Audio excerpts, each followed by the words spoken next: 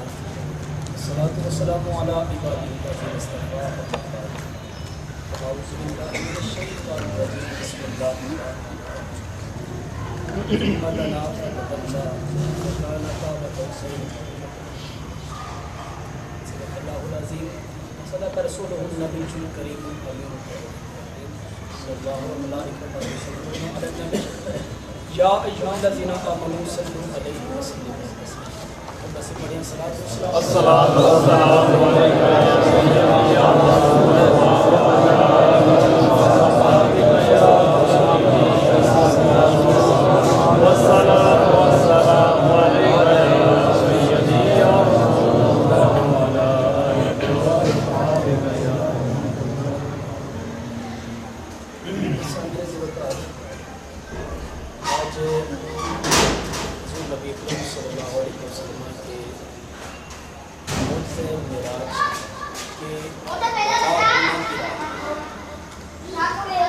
رسول نبی اکرم صلی اللہ علیہ وسلم کو لکھنے بے شمار معجزات عطا فرمائے.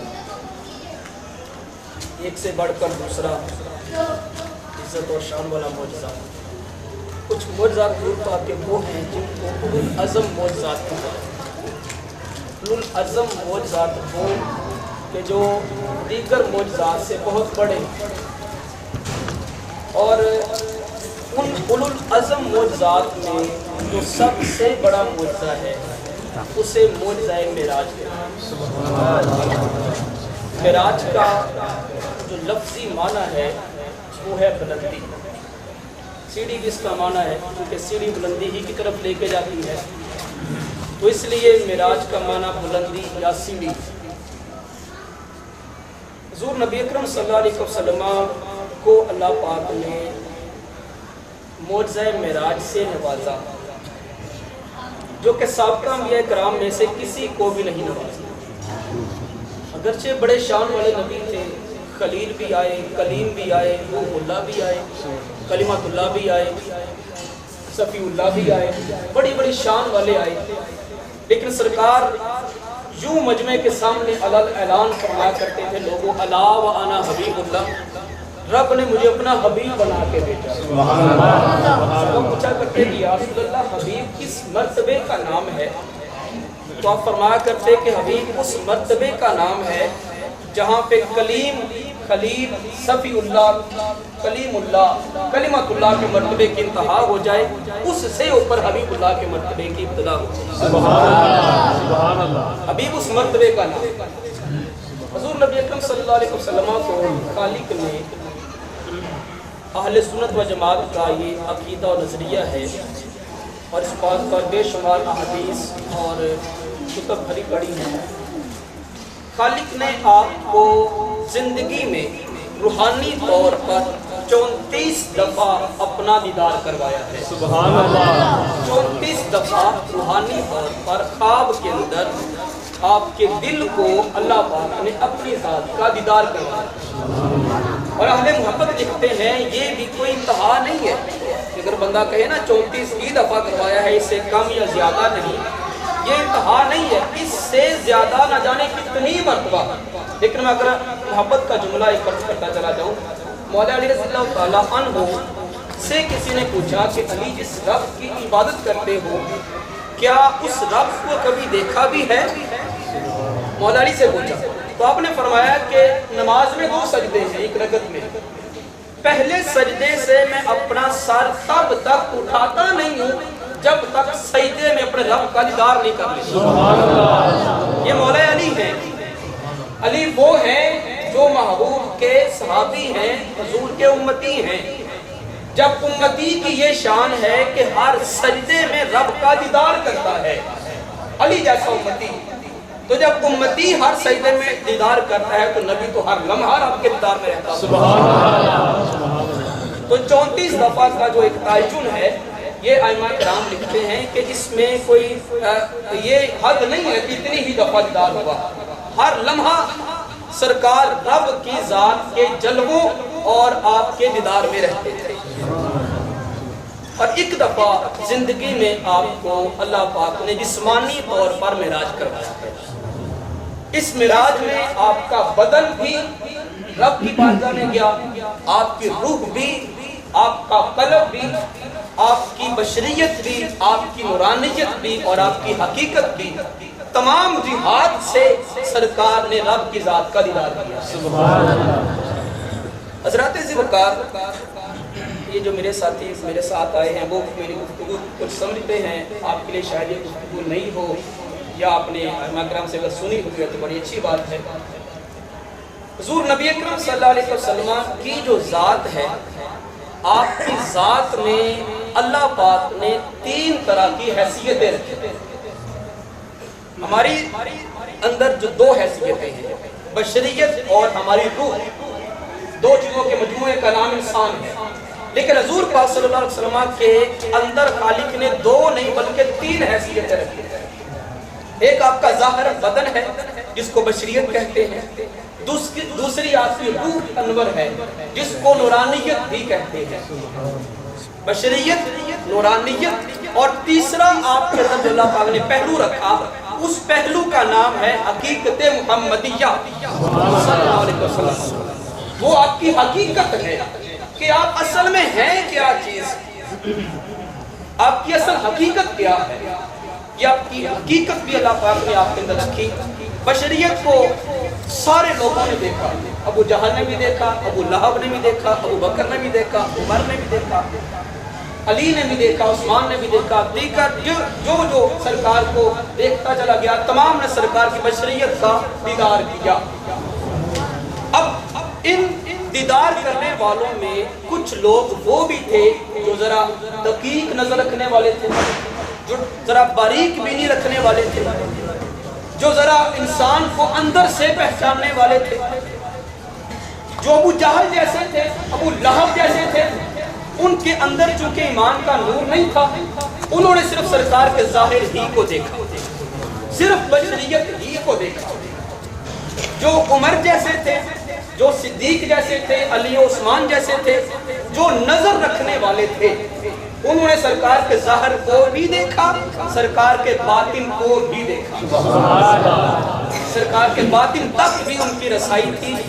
اور کچھ جو سب سے اولو العزم لوگ تھے صحابہ کرام میں سے، صدیق اکبر جیسے، دیگر اکابرین میں سے، جو بڑی ہی باریک بینی رکھنے والے تھے، کوشش کرتے رہے کہ ہم سرکار کے جو اصل مقام و مرتبے ہیں ان کو پہچانیں، لیکن ان کی جو نظر تھی اس لیول کی نہیں تھی جس لیول کے سرکار کو اللہ پاک نے مرتبے عطا فرمائے۔ بعد الانبیاء افضل البشر جو ہیں وہ صدیق اکبر کی ذات ہے۔ صدیق اکبر کو سرکار نے پوچھا، ہم آپ سے آج ملاقات کر رہے ہیں، کوئی سالوں سے دوستی ہے ہماری، کچھ دنوں کی دوستی ہے، کوئی آپ کے بچپن کے دوست ہیں، بچپن کا دوست بھی اگر آپ کا ہو، آپ جوانی میں آج ہیں، کوئی آپ کو بچپن کی بات یاد آ جائے، دوست سے پوچھے بھی آپ، وہ بچپن یاد کرو، ہم فلاں ٹائم یہ کھیل رہے تھے، ہمارے ساتھ یہ بات ہوئی تھی، یاد ہے نا؟ وہ کہے گا ہاں ہاں یاد آیا، بچپن میں ہم ایسا کیا کرتے تھے۔ اگر کوئی آپ سے کہے بھائی بچپن سے پہلے جب تم ماں کے پیٹ میں تھے، میں بھی اپنی ماں کے پیٹ میں تھا، اس وقت تم نے یہ بات کی تھی، تمہارے ساتھ یہ معاملہ ہوا تھا ماں کے پیٹ کے اندر، تم اس بات کو جانتے ہو؟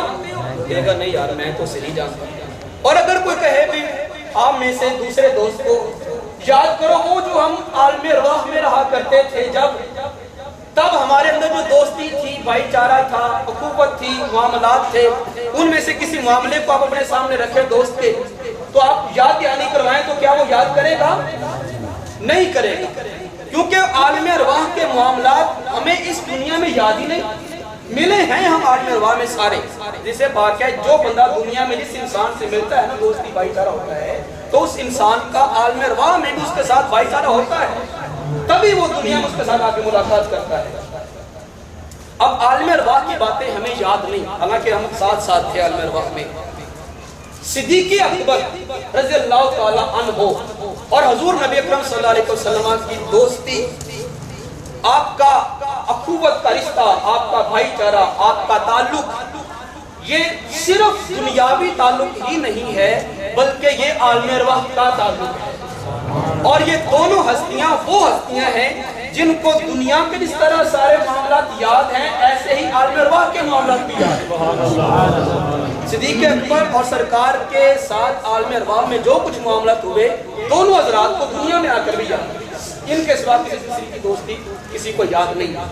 صدیق اکبر سے سرکار نے پوچھا تو عالم ارواح میں بھی میرے ساتھ رہا، میں جب دنیا میں آیا تو 2 سال بعد میرے پیچھے دنیا میں بھی آ گیا اور میرے ساتھ ساتھ ہر لمحے ہر مقام پہ تو رہا، تو بتا نظر والا ہے، صاحب نظر ہے، تو نے میری حقیقت کو پہچان لیا، میں کیا ہوں؟ عالم ارواح سے تیرا میرا ساتھ چلا رہا ہے، تو مجھے پہچان گیا میں کیا ہوں؟ صدیق جیسا بندہ بھی کہتا ہے کہ یا رسول اللہ ہاتھ باندھ کے عرض کرتا ہوں میں نہیں پہچان سکا کہ آپ کیا ہیں، آپ کیا ہیں میں نہیں جان سکا۔ سرکار نے فرمایا واللہ اللہ کی عزت کی قسم لا یعلم حقیقتی الا اللہ، میرے رب کے سوا کائنات میں دوسرا بندہ جانتا ہی نہیں کہ میں محمد کیا۔ سبحان اللہ، تکبیر، اللہ اکبر، رسالت، معراج النبی، زندہ باد۔ فرمایا میرے رب کے سوا کائنات میں دوسرا جانتا ہی نہیں کہ میں کیا ہوں۔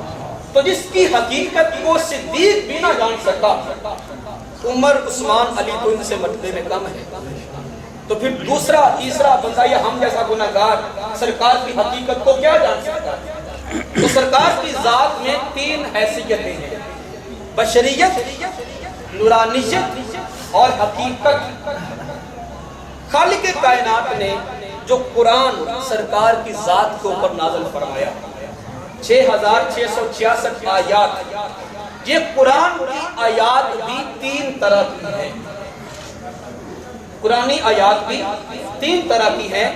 کچھ آیات وہ ہیں جو سرکار کی بشریت کے اوپر نازل ہوئی ہیں، وہ آیات بڑی سمپل سی آیات ہیں، ان آیات کو آیات محکمات کہا جاتا ہے۔ آیت پڑھو، ترجمہ کرو، ساتھ ہی مفہوم سمجھ آ گیا کہ رب کیا فرمانا چاہتا ہے۔ مثلا الحمدللہ رب العالمین ترجمہ آپ کے ذہن میں آ گیا، میں کہوں الرحمن الرحیم ترجمہ آپ کے ذہن میں آ گیا، میں بولوں قل هو اللہ احد ترجمہ آپ کے ذہن میں آ گیا، میں بولوں وما ارسلناک الا رحمۃ للعالمین ترجمہ آپ کے ذہن میں آ گیا۔ تو یہ بڑی سمپل سی آیات ہیں، چونکہ ان کا نزول سرکار کی بشریت کے اوپر ہوا، جس طرح آپ کی بشریت کو سمجھنا ہر بندے کے لیے بڑا آسان، تو جو کلام رب کا بشریت کے ساتھ ہوا وہ کلام سمجھنا بھی بڑا آسان۔ دوسری چونکہ سرکار کی حیثیت ہے نورانیت، تو نورانیت جو ہے وہ ہر بندہ نہیں سمجھ سکا، ابو جہل نہ سمجھ سکا لیکن ابو بکر سمجھ گیا۔ تو جب نورانیت کو اہل نظر سمجھتے ہیں تو جو نورانیت کے اوپر نازل ہونے والا کلام ہے وہ کلام بھی بشریت والے کلام سے تھوڑا سا مشکل ہے، تھوڑا سا مشکل ہے۔ اس کلام کو سمجھنے کے لیے تھوڑی سی محنت، تھوڑی سی جد و جہد اور تھوڑے سے علم کا ہونا ضروری ہے، کیونکہ جس طرح نورانیت ہر بندے کے سمجھ میں نہیں نہ آتی، اس طرح نورانیت کے ساتھ جو کلام رب فرما رہا ہے وہ کلام بھی ہر بندے کو سمجھ نہیں آتا۔ مثلا اللہ نور السماوات والارض، رب قرآن میں کہتا ہے کہ میں زمین و آسمان کا نور ہوں، رب زمین و آسمان کا نور ہے۔ یہ کلام سرکار کی نورانیت کے اوپر نازل ہوا، حالانکہ اللہ نور السماوات والارض، اللہ زمین و آسمان کا نور ہے، حقیقت اس کے خلاف ہے، اللہ زمین و آسمان کا نور نہیں ہے، لیکن قرآن میں ہے کہ رب زمین و آسمان کا نور ہے، لیکن عقیدہ ہم یہ رکھیں گے کہ رب نور نہیں ہے۔ بات سمجھ آپ کے بھی نہیں آئی؟ وہ کیسے کہ اللہ زمین و آسمان کا نور ہے، تو نور کو کہتے ہیں شعاع کو، لائٹ کو، روشنی کو، یہ روشنی چل رہی ہے، لیکن یہ روشنی کیا روشنی کو ہم رب کہہ سکتے ہیں؟ ہمارا رب کیا روشنی ہے؟ تو جب روشنی نہیں ہے تو پھر ہم رب کے بارے میں نور ہونے کا نہیں رکھ سکتے۔ تو ائمہ کرام کہتے ہیں کہ اس آیت میں تھوڑی سی الجھن ہے، اس الجھن کو سلجھانے کے لیے ہمیں کسی تفسیر کا، کسی عالم کا، کسی محدث کا، مفسر کا سہارا لینا پڑے گا۔ وہ ہمیں بتائے گا کہ رب نور نہیں ہے بلکہ پھر رب کیا ہے، تو اللہ نور السماوات والارض کی تفسیر یہ ہے کہ ای اللہ منور السماوات والارض، کہ رب نور نہیں بلکہ کائنات کو منور کرنے والا ہے۔ سبحان اللہ، رب خود نور نہیں ہے تو رب نور کے ذریعے کائنات کو منور کرنے والا ہے۔ تو اب یہ منور کرنے والا کا جو معنی ہمیں سمجھ آ رہا ہے، یہ تھوڑی سی مشقت کے بعد سمجھ آتا ہے۔ یہ کلام تھوڑا سا ہائی لیول کا ہے۔ ہائی لیول کا کیوں؟ کہ سرکار کی ہائی کیفیت، جس کو نورانیت کہتے ہیں، اس کو پر نازل ہوا۔ جس طرح ہم سرکار کی نورانیت کو نہیں سمجھتے، اس کلام کو نہیں سمجھ سکتے، تھوڑی سی محنت کی ضرورت۔ اب تیسری جو سرکار کی حقیقت ہے، جس کو کوئی بندہ نہیں سمجھ سکتا، رب نے سرکار کی حقیقت کے ساتھ بھی کلام فرمایا۔ اب حقیقت کے ساتھ کلام کرنا کون سا ہے؟ پہلے پارے میں ہے، پہلی آیت سورہ بقرہ کی، الف لام میم۔ کیا معنی ہے اس کا؟ کوئی نہیں جانتا۔ دوسری سورت کے شروع میں آ گیا یاسین، طٰہٰ، کاف کاف ہا یا عین صاد نون۔ یہ آیات مقطعات، یہ آیات مقطعات وہ آیات ہیں جو رب نے سرکار کی حقیقت کے اوپر نازل کی ہیں۔ مقطعات قطع جمع ہے، اس طرح کہ قطع تعلقی، میں نے اس کے ساتھ اپنا تعلق ختم کر لیا۔ تو اب آیات مقطعات وہ آیات ہیں جن کا معنی کائنات والوں سے کٹا ہوا ہے۔ الف لام میم کا معنی کسی کو پتہ ہی نہیں۔ جبریل نے کہا یا رسول اللہ، فرماتا ہے الف، میں جانتا ہوں میرا رب کیا مجھے فرمانا چاہتا ہے۔ اس نے عرض کیا یا رسول اللہ لام، میں علم تو، میں جانتا ہوں میرا رب مجھے کیا فرمانا چاہتا ہے۔ عرض کیا یا رسول اللہ میم، فرمایا عرب تو، میں پہچانتا بھی ہوں کہ میرا رب مجھے اشارہ کیا کر رہا ہے۔ میں قرآن لے کر آیا، ذالک الکتاب سے مجھے سمجھ آ رہا ہے، جبریل ہوں میں، لیکن الف لام میم کا معنی مجھے سمجھ نہیں آ رہا۔ تو فرمایا کہ ذالک الکتاب سے رب میری بشریت کے ساتھ کلام کر رہا ہے، اور یہ تو بھی سمجھتا ہے، میں بھی سمجھتا ہوں، ہر سننے والا ذالک الکتاب کا معنی سمجھ لے گا۔ الف لام میم کا نزول میری حقیقت کے اوپر ہوا ہے، تو جس طرح میری حقیقت کو کوئی نہیں جانتا، اس کے ساتھ جو رب کا کلام ہے، اس کلام کو دنیا میں کوئی نہیں جانتا۔ سبحان اللہ۔ تین حیثیتیں، تین طرح کی آیات، اور سرکار کی زندگی کے جو سفر ہیں، جن سفروں کو بڑا نمایاں اور ہائی لیٹر سے لکھا جاتا ہے تاریخ کے اندر، وہ سفر بھی سرکار کی زندگی کے تین ہیں۔ جو تاریخ میں بڑے مشہور سفر ہیں، وہ سفر بھی تین ہیں۔ پہلا سفر سرکار کا ہے طائف کے علاقے کے۔ طائف میں جب آئے آپ گئے تو اس سفر کی داستان بچے بچے کو یاد ہے۔ طائف کا سفر آپ کی زندگی کا بڑا مشہور ہے۔ دوسرا سفر آپ کی زندگی کا ہے سفر ہجرت، مکہ سے مدینہ کی طرف ہجرت آپ نے کیسے فرمائی، بچے بچے کو بات یاد ہے۔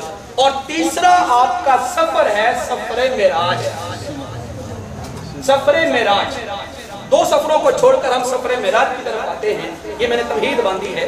سفر معراج کے اندر بھی آگے بہت سارے معجزات ہیں۔ اس سفر میں خالق کائنات نے آپ کی بشریت کو بھی معراج کروایا، آپ کی نورانیت کو بھی معراج کروایا، اور آپ کی حقیقت کو بھی معراج کروایا۔ اور اس سفر میں مزے کی بات یہ، حضور نبی اکرم صلی اللہ علیہ وسلم کے تین استقبال ہوئے، اور تینوں حیثیتوں کے استقبال ہوئے۔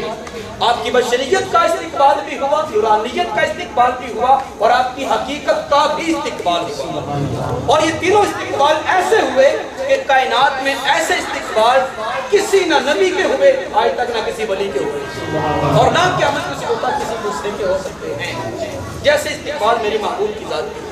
ان تین استقبالات کا تھوڑا سا میں ذکر کر کے وہ اپنی ختم کروں گا۔ سرکار سیدہ ام ہانی کے گھر میں ہے، چچا زاد بہن ہے، یہ مولا علی کی بہن ہے سیدہ ام ہانی، ان کے گھر میں آپ آرام کے لیے سو رہے ہیں، یہی رات ہے۔ اور جبریل امین کو جب رب نے دنیا کی طرف بھیجا ہے سرکار کو لینے کے لیے، تو آنے لگے تو رب نے پوچھا جبریل اکیلے جا رہے ہو؟ جی مولا تیرا حکم ہے، اکیلا جا رہا ہوں۔ فرمایا جبریل میرا خاص حبیب ہے، اس کا پروٹوکول ہے، اس کی ایک عزت ہے, اس کا مقام ہے, ایسے چلے جاؤ گے؟ بولا کیا حکم ہے, جیسا تو فرمائے ویسے جاؤں گا. براق تو ساتھ لینی ہی تھی, جنتی جوڑا تو لینا ہی تھا, جنتی جوتا شریف تو لینا ہی تھا. مولا اب کیا ساتھ لوں؟ فرمایا میرا حبیب جب دروازے سے باہر نکلے گا تو کیا تو اکیلا ہی سامنے کھڑا ہوگا؟ مولا جیسے حکم ہے میں ویسے کرنے کو تیار ہوں. رب نے فرمایا ایسا کرو 70,000 نوری ملائکہ کی جماعت سا لے لو, ہاتھوں میں چراغ لے لو. مولا کس لیے؟ فرمایا جب میرا محبوب جنتی جوڑا پہن کے ام ہانی کے گھر سے باہر نکلے گا تو 70,000 نوری ملائکہ ہاتھوں میں وہ چراغ لے کر صلوات و سلام کے نذرانے پیش کر کے میرے محبوب کا استقبال کریں. سبحان اللہ. پہلا استقبال سرکار کا ام ہانی کے دروازے کے سامنے ہوا. استقبال کرنے والے کون؟ 70,000 نوری ملائکہ. ایسا استقبال ہوا کسی کا؟ نہ کبھی ہوا نہ کبھی ہوگا. پہلا استقبال ہے میرے حبیب کا. سرکار ام ہانی کے گھر سے نکلے, مسجد حرام آئے, کچھ نوافل ادا کیے, مسجد حرام سے مسجد اقصیٰ تک گئے. یہ 2 مہینوں کی مسافت ہے پیدل چلنے کے اعتبار سے. مسجد اقصیٰ ابھی پہنچنے ہی والے ہیں. رب نے تمام انبیاء سے فرمایا جو قبروں میں تھے, قبروں والوں اٹھو اور مسجد اقصیٰ کے دروازے پہ پہنچ جاؤ. مولا کیا بات ہے, آج میرا حبیب جو ہے مسجد اقصیٰ جا رہا ہے. اے آدم, اے ابراہیم, اے موسیٰ و عیسیٰ, تم دنیا میں کہا کرتے تھے مولا مجھے نبی کیوں بنایا؟ اس محبوب کی امت میں شمار کرنا تھا. جو ابھی نیکی کا ارادہ کرے تو کچھ ثواب عطا فرماتا ہے. سبحان اللہ. مولا مجھے اس امت میں شمار کرنا تھا. پھر رب نے فرمایا اے موسیٰ و عیسیٰ, تمام انبیاء آج اپنی اپنی قبروں سے اٹھو, حبیب کے پہنچنے سے پہلے تو مسجد اقصیٰ پہنچو اور اپنے ہاتھوں میں چراغ لے لو, اپنے لبوں پہ صلوات السلام کے نذرانے سجا لو. اقصیٰ کے دروازے کے باہر کھڑے ہونا ہے, اندر نہیں جانا. بولا کیوں؟ فرمایا میرا حبیب آ رہا ہے. جب محبوب آئے آگے بڑھ کے صلوات السلام کے نذرانے پیش کرنا اور ہاتھوں میں چراغ لے کے میرے حبیب کا استقبال کرنا.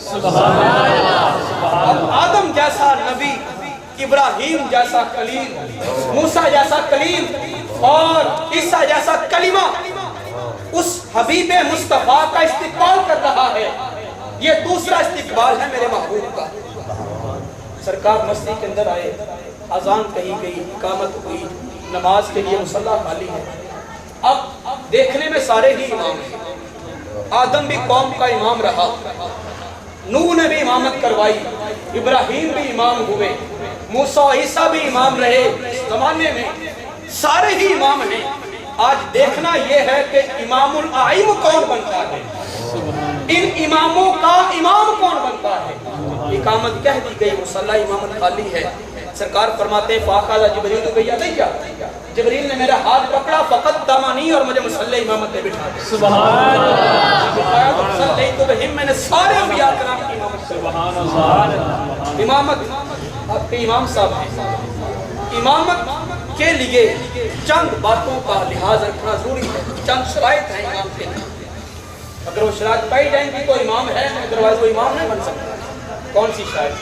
پاکی ناپاکی کا تو ہے ہی شرط میں, اس کے علاوہ بڑی جو شرائط ان کی بات کرتا ہوں. بڑی شرائط میں سے یہ ہے کہ امام کے پاس مقتدیوں سے علم زیادہ ہو. علم مقتدیوں سے زیادہ ہو. عمر میں بھی اگر ہو سکے تو زیادہ ہو, اور اگر ہو سکے تو حسن بھی امام کا مقتدیوں سے زیادہ ہو. یہ ضروری ہے.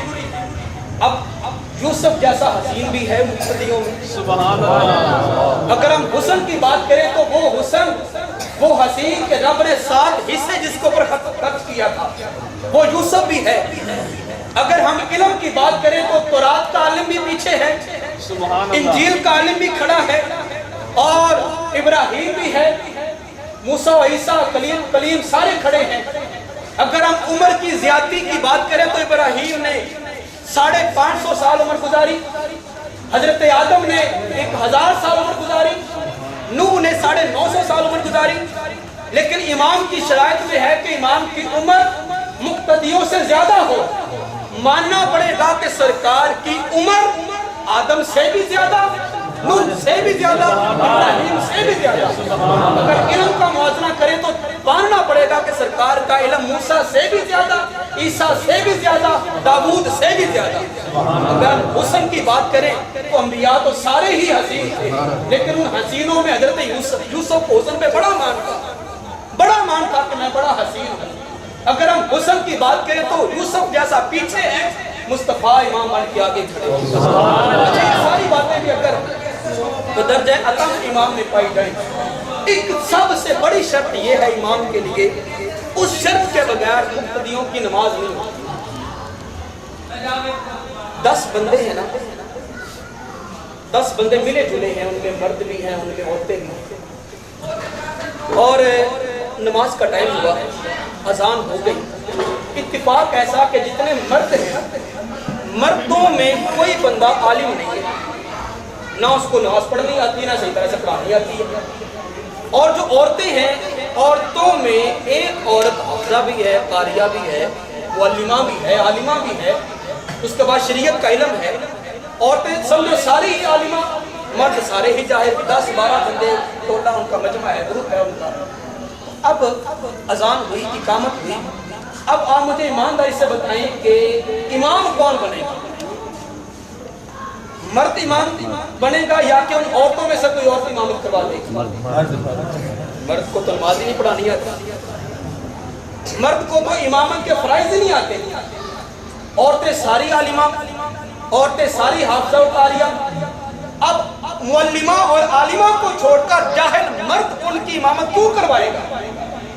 اس لیے کروائے گا کہ خالق نے قرآن میں فرمایا کہ الرجال قوامون علی النساء، مردانہ پن، مرد جو ہے، مرد کو خالق نے عورت پر کمی بنایا۔ الرجال علیہن درجہ، کہ مردوں کو عورتوں پر خالق نے ایک درجہ آگے رکھا ہے۔ اس کے اندر ہے مردانہ پن، جو مردانہ پن ہے یہ زنانہ پن سے اعلیٰ ہے۔ اگر جنسیت میں فرق آ جائے، مرد الگ جنس ہے نا، مردانگی ہے اس میں، اور عورت میں زنانہ پن ہے، وہ جنس الگ ہو گئی۔ اگر ہائی لیول اعلیٰ جنس کا مقتدی پیچھے کھڑا ہو، بات سمجھنے والی ہے، اعلیٰ جنس کا مقتدی پیچھے کھڑا ہو اور ادنا جنس کا امام آگے کھڑا ہو، تو پچھلوں کی نماز امام کے پیچھے نہیں ہوتی۔ اگر عورت آگے ہوتی، مرد پیچھے ہوتے تو مرد کی جنسیت عورت سے زیادہ تھی، مردانہ پن وہ زیادہ تھا، تو اس اعتبار سے مردوں کی عورت کے پیچھے نماز نہیں ہوئی۔ اب مسجد اقصیٰ میں آئیے، مسجد اقصیٰ میں 1.25 لاکھ انبیاء بھی ہیں۔ انبیاء کیا ہیں؟ سارے کے سارے مرد ہیں، سارے انبیاء مرد ہیں، مردانہ پن ہے ان کے اندر، سرکار میں بھی مردانہ پن ہے۔ اب اسی مسجد اقصیٰ میں انہی مقتدیوں میں جبریل بھی کھڑا ہے، میکائیل بھی کھڑا ہے، اسرافیل بھی کھڑا ہے، 70,000 جو ہے سارے پیچھے کھڑے ہیں۔ سبحان اللہ۔ انبیاء کی نماز تو ہو رہی ہے سرکار کے پیچھے، کیونکہ بھی سارے بشر ہیں، بشر ہیں، آدم بھی بشر، مصطفیٰ بھی بشر، موسیٰ بھی بشر، مصطفیٰ بھی بشر، عیسیٰ بھی بشر، مصطفیٰ بھی بشر۔ ان کی نماز تو جنسیت ایک ہونے کی وجہ سے ہو گئی۔ اب آپ ایمانداری سے بتائیں کہ جبریل کی نماز سرکار کے پیچھے ہوئی ہے کہ نہیں ہوئی؟ اگر آپ کہتے ہیں کہ نہیں ہوئی، پھر آپ بے شمار حدیثوں کے منکر بنے۔ جسے پاک میں ہے کہ نماز انہوں نے پڑھی اور نماز ہوئی۔ اگر آپ کہیں کہ نماز ہوئی ہے تو پھر میرا آپ کے اوپر اعتراض ہے، کیسے ہوئی؟ اسے تو آپ نور مانتے ہیں، جبریل کو، میکائیل کو، اسرافیل کو تو آپ نور مانتے ہیں، اور سرکار کو آپ صرف بشر مانتے ہیں۔ سبحان اللہ۔ تو جب بشر آگے کھڑا ہے، بشریت جنس کی اعتبار سے نورانیت سے کم ہے، بشریت کا درجہ کم ہے، نورانیت کا زیادہ ہے۔ سرکار کو تو آپ صرف بشر مانتے ہیں اور جبریل کو نور مانتے ہیں، تو نور پیچھے کھڑا ہے، بشریت آگے کھڑی ہے، نورانیت کی بشریت کے وجہ سے نماز کیسے ہوتی؟ لیکن نماز ہوئی ہے، کیوں ہوئی ہے؟ کہ سرکار صرف بشر نہیں ہے۔ سبحان اللہ۔ میں نے پہلے عرض کیا، سرکار صرف بشر نہیں ہے، سرکار نور بھی ہے۔ سبحان اللہ۔ اچھا میں نے پہلے ہی بات کی کہ اگر سارے ایک جیسے ہوں تو پھر دیکھا جائے گا زیادہ علم والا، تقوی والا، متقی، علم عمر والا کون ہے؟ اب جبریل بھی نور ہے، سرکار بھی نور ہے۔ اگر نورانیت جبریل اور سرکار کی ایک جیسی ہوتی تو جبریل امامت کروا دیتا، انبیاء کی جبریل کی امامت کروا دیتا، میکائیل کرواتا، کوئی دوسرا فرشتہ کروا دیتا، لیکن نہیں، انبیاء کی امامت سرکار نے کروائی اور فرشتوں کی امامت بھی سرکار ہی نے کروائی۔ ماننا پڑے گا کہ اگرچہ سرکار بھی نور اور میکائیل و اسرافیل بھی نور، لیکن جب موازنہ کریں تو سرکار کی نورانیت میکائیل سے بھی زیادہ، سرکار کی نورانیت اسرافیل سے بھی زیادہ ہے، جبرائیل سے بھی زیادہ۔ سبحان اللہ۔ تو حضرات ذوالفقار سرکار کی نورانیت تمام فرشتوں سے زیادہ، اسی لیے تمام ملائکہ کی سرکار کے پیچھے نماز ہو رہی ہے۔ اب مسجد قصا سے سواری سرکار کی آسمانوں کی طرف بڑھی۔ پہلا آسمان آدم علیہ نبی وہاں پہ تشریف فرما ہے، دوسرے آسمان پہ عیسیٰ ابن مریم ہے، تیسرا آسمان، چوتھا آسمان، پانچواں، چھٹا، ساتواں، 70 ہزار سال کا ایک سے دوسرے آسمان تک کا فاصلہ ہے، طے کرتے جا رہے ہیں۔ اوپر ہے سدرۃ المنتہا، ساتویں آسمان کی چھت کے اوپر کوئی بیری کا درخت ہے، نور کا ہے، اور اس کی چاروں طرف شاخیں اتنی بڑی بڑی پھیلی ہوئی ہیں کہ ساتوں آسمانوں کو ان شاخوں نے اپنی لپیٹ میں لیا ہوا، اتنے بڑے بڑے اس کے ستون، اس درخت کو اتنی بڑی بڑی شاخیں کہ ساتوں آسمان اس کے نیچے سما گئے۔ سرکار نے مثال دی، یوں سما گئے جس طرح مرغی کے پروں کے نیچے اس کے بچے سما جاتے، بڑے آسمان اس بیری کے نیچے سمائے گئے۔ اب اس کے جب اوپر گئے، یہاں پہ ایک جملہ محبت والوں کے نام کرنا، آپ کو یہ بات یاد ہے کہ سرکار کی بارگاہ میں جبریل نے کہا کہ یا رسول اللہ یہ میری جائز اقامت ہے، اس سے آگے میں نہیں جا سکتا، لو دنوت ان ملاتن لا ترکتو، ایک پالشت بھی آگے گیا تو جل کے راکھ ہو جاؤں گا۔ کیوں کہ سدرہ سے جو پیچھے کا نور ہے، نیچلا زمین کی طرف جو علاقہ ہے، جو پچھلا نور ہے وہ ذرا لو لیول کا ہے، میں جبریل وہ برداشت کر سکتا ہوں، اس حد سے جو اگلا نور ہے وہ ہائی پاور کا ہے، میں آگے گیا تو جل کے راکھ ہو جاؤں گا۔ آگ کو دور سے بیٹھ کے آپ سیکھ سکتے ہیں، آگ کے قریب جائیں گے تو جل جائیں گے۔ اس نے کہا حضور یہ میری اقامت کی جگہ ہے، اس سے آگے گیا تو جل جاؤں گا۔ روایات میں ہے کہ سرکار نے جبریل کا ہاتھ پکڑا اور پکڑ کے اس حد سے ایک قدم آگے لے کے گئے، اور ایک قدم میں سرکار نے 500 سال کی مسافت طے کی۔ سبحان اللہ۔ جب آگے گئے تو جبریل کا بدن 600 پروں کا مالک ہے، سکڑ گیا اور تھر تھر کانپنے لگا، چڑیا جتنا اس کا بدن ہو گیا۔ حضور معذرت معافی دیجئے، مجھے جہاں سے لے کے آئے وہاں پہ واپس پہنچائیے۔ کیا ہوا؟ حضور میں آگے گیا تو جلدی یہاں سے بزم ہو جاؤں گا۔ سرکار نے فرمایا جبریل یاد کر، جب میرے دادا ابراہیم آگ میں جا رہے تھے نمرودیوں کی تو ان کے پاس آیا تھا، تو نے کہا تھا ابراہیم میں جبریل ہوں، میرے 600 پر ہیں، ایک بار میں اتنی طاقت زمین کے نیچے سے رکھوں تو قیا پلٹ دوں، میں جو حکم وہ کرنے کو تیار ہوں، چاہوں تو آگ کو اٹھا کے دور پھینک دوں، چاہے تو ابھی بارش نازل کروں کہ ساری آگ بھسم ہو جائے۔ اور تو نے کہا تھا جبریل میرے دادا ابراہیم سے کہ میرے پاس طاقت ہے، میں وہاں جا سکتا ہوں جہاں کوئی نہیں جا سکتا۔ تو جبریل تو آج یہاں پہ آگے کہہ رہا ہے میری انتہار ہو گئی، لیکن تیرا دعویٰ تو بڑا تھا نا، تو نے میرے دادا سے کہا تھا میں وہاں جا سکتا ہوں جہاں کوئی نہیں جا سکتا، آج تو رہ پیچھے، میں آج وہاں جا رہا ہوں جہاں تو بھی نہیں جا سکتا۔ سبحان اللہ۔ آج میں وہاں جا رہا ہوں۔ اچھا جبریل تو لے کے آنے والے تھے، اب جو بندہ لے کے آتا ہے منزل تک تو پہنچانا اس کا فرض بنتا ہے۔ اب وہ راستے میں ہے برات، وہ بھی کہنے لگا حضور میری معذرت میں بھی نہیں جا سکتا، تو اب یہ تو راستے میں رہ گیا، آگے کا جو سفر ہے کوئی فرشتہ بھی ساتھ نہیں، کوئی بتانے والا بھی نہیں، تو کیسے گئے اور کدھر کو جانا ہے؟ ہر طرف نور ہی نور ہے، خلا ہی خلا ہے خلا۔ تو کسی نے کہا شاید سرکار بھٹک گئے ہو یا راستہ کا صحیح تعین نہ ہو آپ کو۔ میں کہتا ہوں نہیں، نہ سرکار راستے سے بھٹکے اور نہ ہی آپ کو منزل کی خبر نہ ہو، منزل سے غافل ہو، ایسی کوئی بات ہے۔ سرکار سیدھا اپنی منزل کی طرف جا رہے ہیں، کسی کی رہنمائی بھی نہیں۔ کیوں جا رہے ہیں؟ منزلوں کا راستوں کا کیسے علم ہے؟ اس لیے علم ہے کہ دنیا میں آنے سے پہلے یہ محبوب اسی عالم کی سیر کرتا رہا. سبحان اللہ. تو جو محبوب جس عالم کی سیر کرتا رہا اس کے لیے راستوں کا تعین بھلا کس طرح وہ ہو سکتا ہے کہ ان راستوں کا علم نہ ہو. سرکار وہ 8 فرشتے اس کے اوپر کھڑے گئے, ان کا سفر طے کیا. اب یہاں پہ ایک سواری ہے جس کو رف رف کہتے ہیں, وہ آپ کا سفر طے کروا رہی ہے. سرکار عرش کے پردوں کے اوپر پہنچے اور پردے جو ہیں 70,000 دوسرے کے اوپر جو عرش کے, اور پھر ایک سے دوسرے پردے کا سفر پھر 70,000 سال کا. سرکار نے وہ سفر طے کرنا ہے. رف رف سے کہا آگے لے کے چلو, کہنے لگا جو میری بس میری انتہا. یہاں پہ جملہ کروں, میں نے پہلے کہا تھا کہ سرکار کی تینوں حیثیتوں کو مراج کروایا گیا. مسجد حرام سے اقصی تک کا جو سفر ہے وہ سرکار کی بشریت کا معراج ہے, اور مسجد اقصی سے سدرۃ المنتہا تک کا جو سفر ہے وہ سرکار کی نورانیت کا معراج ہے. سبحان اللہ. سدرۃ المنتہا سے لامکان تک کا جو سفر ہے وہ سرکار کی حقیقت کا سبحان اللہ. وہاں پہ نورانیت کوئی نہیں, نوری مخلوقات نیچے رہ گئی, سرکار کی حقیقت اوپر جا رہی ہے.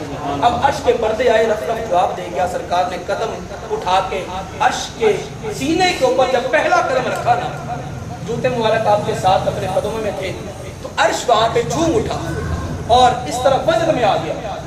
تو کسی نے پوچھا بھی کیوں جھومتے ہو؟ اس نے کہا کہ میں جھوموں نہ تو کیا کروں, آج جس محبوب کی خاطر میری تخلیق ہوئی تھی اس کے قدم میرے سینے پہ آئے ہیں, تو میں تو خوشی میں اپنی قسمت میں ناز کرتے ہوئے جھوم رہا ہوں کہ کتنا خوش قسمت ہوں کہ محبوب کے قدم چومنے کا مجھے موقع ملا. نعرہ تکبیر, اللہ اکبر, نعرہ رسالت, یا رسول اللہ, نعرہ حیدری, یا علی. سرکار نے ایک قدم اٹھایا, ایک پردہ اپنے کراس کیا. 70,000 سال کی مسافت ایک قدم میں سرکار کی حقیقت ہے. سبحان اللہ. دوسرا قدم اٹھایا, دوسرا جو ہے پردہ اپنے اوپر کیا. یہ پردے کیا؟ ائمہ کرام لکھتے ہیں کہ یہ پردے بھی رب جلال کی صفات کے پردے. مثلا پہلا صفت رحمان کا, صفت کریم کا, صفت رؤوف کا, صفت رحیم کا, یہ صفت غفار کا, صفت قہار کا, یہ سارے پردے رب کی صفات کے پردے. اب رب نے ان پردوں سے گزار کے عرش کی چھت کے اوپر اپنے شان محبوب کو اپنا دیدار کروایا. اب پردوں سے ہی کیوں گزارا, نیچے دیدار اپنا کروا دیتا. اس لیے گزارا. ائمہ کرام بڑے محبت والے جملے لکھے, ایک جملہ آپ کی نظر کرتا ہوں. انہوں نے لکھا کہ یہ پردہ جو کہ رحمان صفت کا پردہ ہے, یہ کریم کا ہے, یہ ستار کا, یہ غفار کا ہے, ایک ایک پردے سے جب محبوب گزرتے چلے جائیں گے نا تو اس پردے کا رنگ محبوب کی ذات کے اوپر چڑھتا چلا جائے. سبحان اللہ. جب صفت رحمان کے پردے سے گزریں گے اس کا رنگ چڑھے گا تو محبوب رحمان بن جائیں گے. سبحان اللہ. صفت کریم کے پردے سے گزریں گے اس کا رنگ چڑھے گا تو محبوب رحیم بن جائیں گے. سبحان اللہ. صفت کریم کے پردے سے گزرے اس کا رنگ چڑھا تو محبوب کریم بن گئے. الغرض یہ 70,000 رب کی صفات کے پردے جب محبوب ان تمام سے گزریں گے تو جو صفات رب ذوالجلال کی ہیں ان صفات کا مظہر اتم محمد مصطفیٰ کی ذات. سبحان اللہ. رب نے اپنے جیسا نمونہ اور اپنی مثال دنیا والوں کو دکھانی تو تھی. آدم سے لے کر عیسیٰ تک ایک ہی دعویٰ اور ایک ہی آگے دلیل اور ایک ہی اعتراض کے اوپر آ رہا تھا. آدم نے بھی دعویٰ کیا رب ایک ہے, موسیٰ نے بھی کہا رب ایک ہے, عیسیٰ نے بھی کہا رب ایک ہے. لوگ کہتے ایک ہے تو بتاؤ کیسا ہے, دکھاؤ کیسا ہے. قرآن میں بھی لکھا, موسیٰ کی قوم نے کہہ دیا جب تک ہم رب کو دیکھیں گے ہم ایمان لے کر, اگر رب ایک ہے تو دکھاؤ کیسا. دعویٰ ہر نبی نے کیا, دلیلیں بھی دی, لیکن اعتراض ہر نبی کو اوپر رہا کہ رب ایک ہے تو دکھاؤ کیسا. یہی اعتراض سرکار سے بھی ہونا تھا, اور سرکار کے اوپر چونکہ آ کے نبوت اینڈ ہو جاتی ہے, اس کے بعد نبوت کے دروازے بند ہو گئے, تو اس اعتراض کا جو آدم سے چلا رہا تھا رب نے دنیا والوں کو جواب بھی تو دینا تھا. جس اعتراض کا 1.25 نبی جواب نہ دے سکے, اب نبی آخری ہے تو اس نبی نے دنیا والوں کو جواب بھی تو دینا ہے نا. فرمایا لوگوں رب ایک ہے. چونکہ آپ صادق و امین تھے, آپ کے بچپن سے لقب مشہور تھے, لوگوں نے کہا ٹھیک ہے ہم آپ کی بات کو مانتے, کبھی آپ نے جھوٹ نہیں بولا کہ رب ایک ہے. یہ 360 جھوٹے آپ کا ایک نہ دیکھا ہوا رب سچا, مان لیا آپ کی بات پر بھی رب ایک ہے. اچھا ایک ہے تو بتاؤ پھر وہ کیسا. ابو جہل نے, ابو لہب نے, دیگر کفار مکہ نے وہی اعتراض کیا, ایک ہے تو بتاؤ کیسا ہے. فرمایا رب کے بارے میں پوچھتے ہو کہ رب کیسا ہے.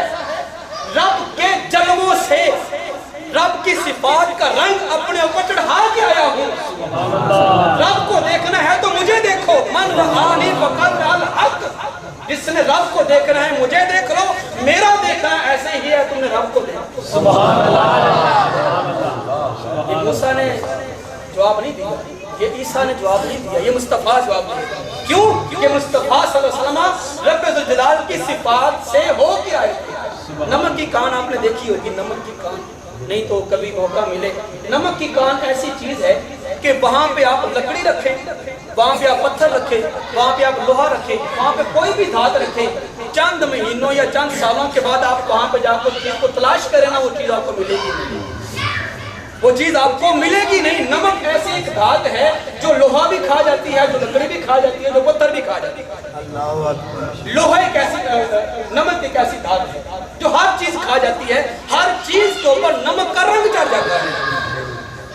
अब सिफात के पर्दों से गुजरने से पहले न जाने सरकार क्या थे क्या नहीं थे, मैं नहीं अर्ज कर सकता, लेकिन मैं अब जुमला ये बोलूंगा कि जब सरकार इन सिफात से गुजरे तो मैं तो ये कहूंगा कि जो सिफात रब की थी वही सिफात मोहम्मद मुस्तफा की हो गई।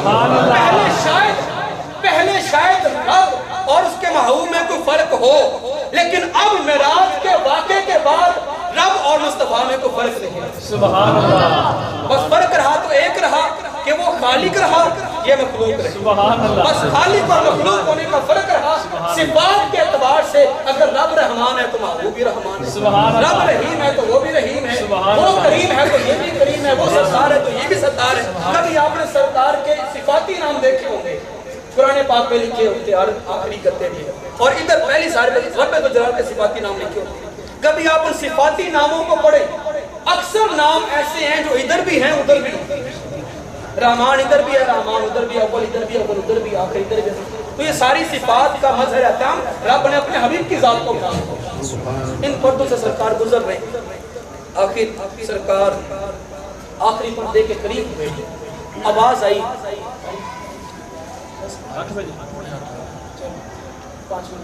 आखिरी पर्दों के करीब हुए तो आवाज आई, उदनी मिन्नी या खैरुल बरिया, ऐ सारी मखलूकात से बेहतर हस्ती मेरे करीब हुआ।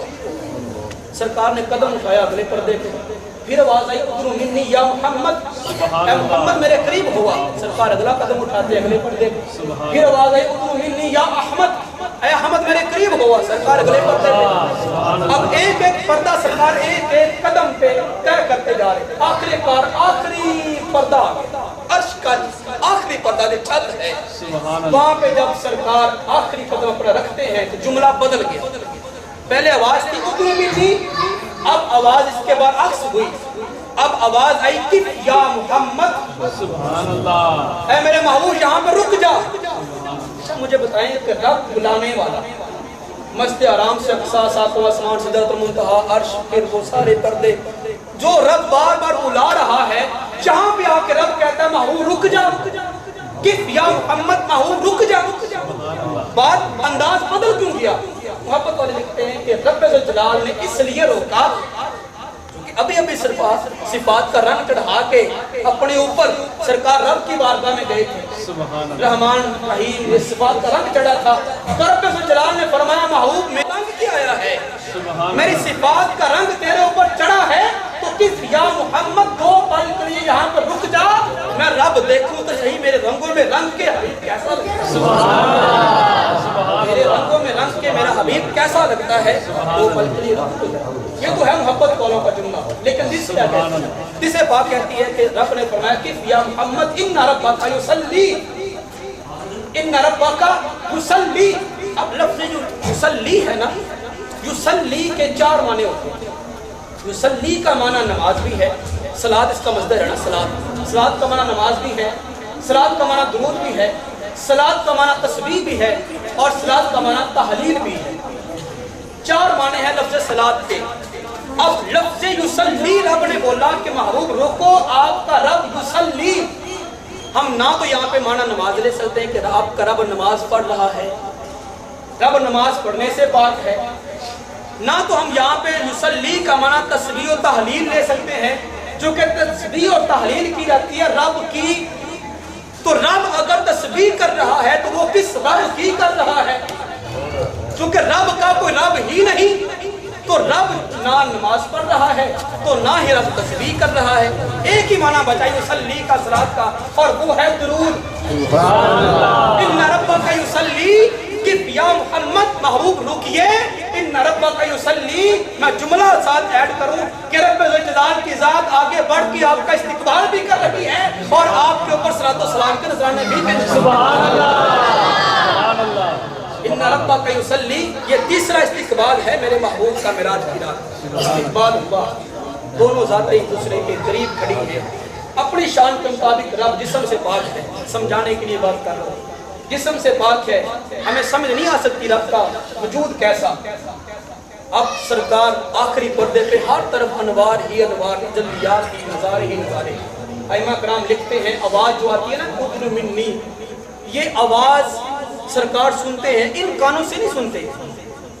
اللہ پاک نے پورا وجود، آپ کا پورا وجود بمنزلہ کان بنا دیا، آپ ہر جہت سے رب کی آواز سن رہے ہیں، اور پورا وجود آپ کا بمنزلہ نظر بنا دیا، آپ ہر طرف رب ہی کی ذات کے نظارے کر رہے ہیں۔ سبحان اللہ، ہر طرف آپ رب ہی کی ذات کے نظارے کر رہے ہیں۔ اب وہ آخری لمحہ بھی آیا، قرآن کہتا ہے ثم دنا، پھر وہ جلوہ، یعنی رب کی ذات اپنی شیان شان دنا قریب ہوئی۔ ثم دنا، وہ رب کی ذات اپنی شان کے مطابق قریب ہوئی، پہلے روکا، استقبال کیا، صلاۃ و سلام پڑھا، پھر رب خود قریب ہوا۔ فتدلی، قرآن کہتا ہے ادھر حبیب قریب ہوئے۔ سبحان اللہ۔ اب معجزہ سنا رہا ہوں، معجزہ ہوتا وہ ہے جو عقل کو عاجز کر دے۔ یہ رب اور اس کے محبوب کی ملاقات ہے، ملاقات میں آپ کو سمجھا نہیں سکتا کیسے ہوئی، لیکن جو قرآن کے الفاظ سے ان کا معنی بتا رہا ہوں کہ وہ کیسے ہوا۔ ثم دنا، وہ رب کی ذات قریب ہوئی، فتدلی، ادھر حبیب کی ذات ہوئی۔ مولا کیسے قریب ہوئے؟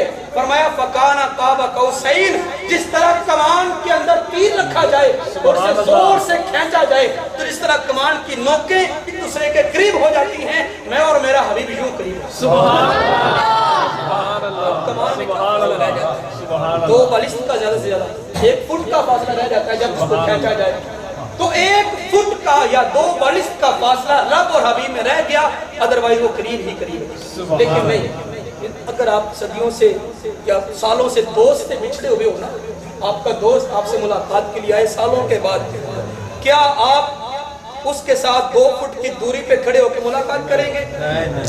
پہلا کام کیا کریں گے؟ اس کے ساتھ سلام لے کے آپ کی دل کی محبت ابھی تک جو ہے نا وہ جذبات ابھر رہے ہوں گے، اور آپ کہیں گے یار صدیوں سے بچھڑا آیا ہے، سلام میں اکتفا نہ کروں، اس کو اپنے گلے سے لگا دوں، اس کو اپنے گلے سے لگا لوں، تو اب فکان قاب قوسین، 2 کمانوں اتنا فاصلہ رہ گیا، یوں سمجھ لیجئے کہ رب میں اور اس کے مصطفیٰ میں سلام ہوئی ہے۔ سبحان اللہ، یہ سلام ہوئی ہے، لیکن قرآن کہتا ہے او ادنا، پھر ہم نے یہ فاصلہ بھی مٹا دیا۔ سبحان اللہ، یہ سلام کا فاصلہ تھا نا، یہ فاصلہ بھی مٹا دیا۔ اب او ادنا، اس کا مفہوم بڑا وسیع ہے، بڑا ہی وسیع ہے۔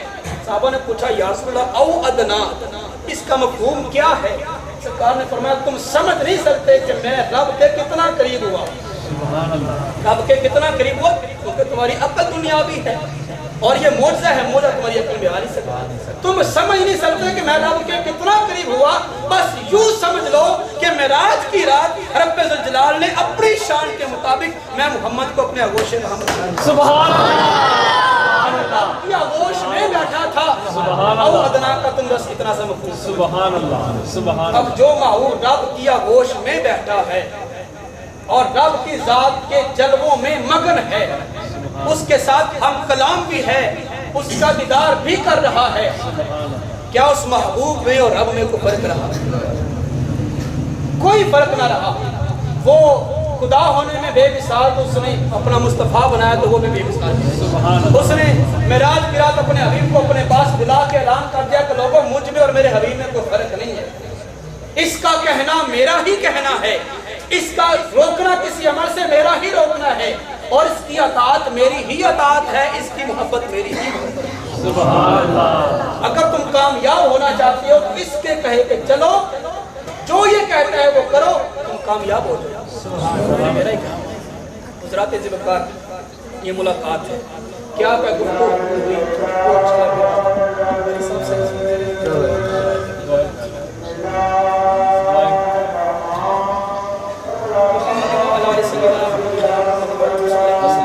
اللهم انت السلام ومنك السلام عليك يا السلام السلام ربنا وعليك يا ذا الجلال والاكرام ربنا ظلمنا انفسنا وان یا الہی اہل محلہ نے اہل مسجد نے اس محفل کا انعقاد کیا اور کریم ان کا یہ انعقاد کرنا اپنی برکت آمین محبت اپنی برکت میں فرما الہی ہم سب کا آنا اپنی بارگاہ میں قبول فرما تیرے حبیب کا جو ذکر خیر ہوا اسے اپنی بارگاہ میں قبول فرما اس کے صدقے مرضی کے تمام کر سے فرما اس میں جو کمی بیشی رہے گی تو مولا کریم سے معاف فرما یا الہی اس مسجد کے نمازیوں کی خیر فرما مسجد کے بزرگوں کی خیر فرما عالم اللہ کی خیر فرما ہر طرح کی پریشانی سے تنگی سے محفوظ فرما اس مسجد کو تاکہ ماشاء اللہ فرما مولا کریم ہمارے بھائی صاحب کی عمر میں علم میں اپنے مقتدیوں کے دل میں ان کی اور ان کے دلوں میں مقتدیوں کی